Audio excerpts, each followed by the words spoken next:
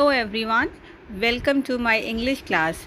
Now today in this English class I am going to explain another interesting story, that is Haunted. This story has been written by Harris Tobias.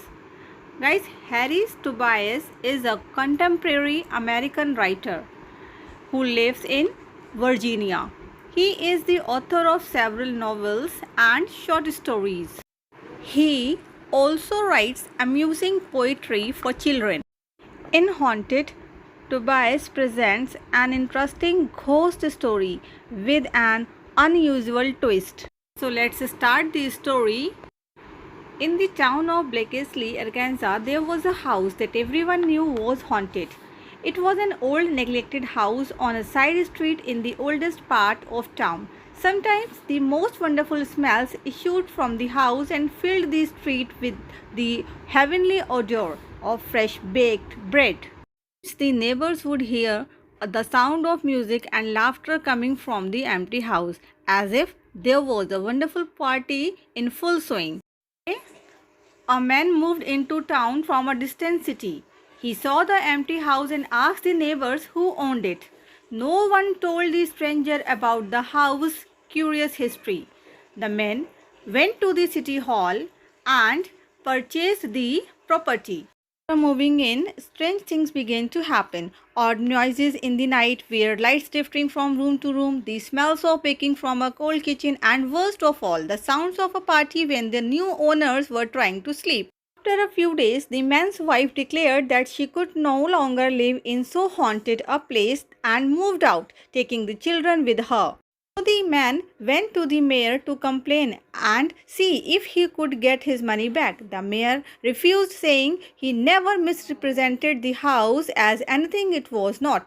Just because the house is haunted, he said, doesn't mean you can't live there. The trick is making friends with the ghost, learning to get along with them. The man therefore went to the pastor of the local church and told him his problem. The pastor said, you have been in town for a month and only now when you are having a problem do you come and see me? Well, sit down and tell me what's on your mind. The man sat down and told the pastor about the haunted house he had bought.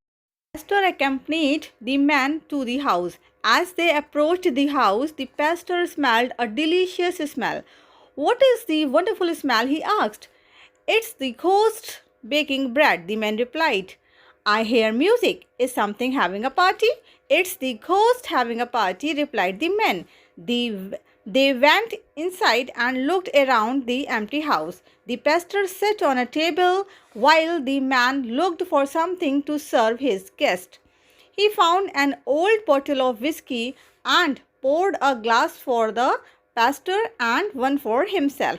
They toasted to each other's health and drank.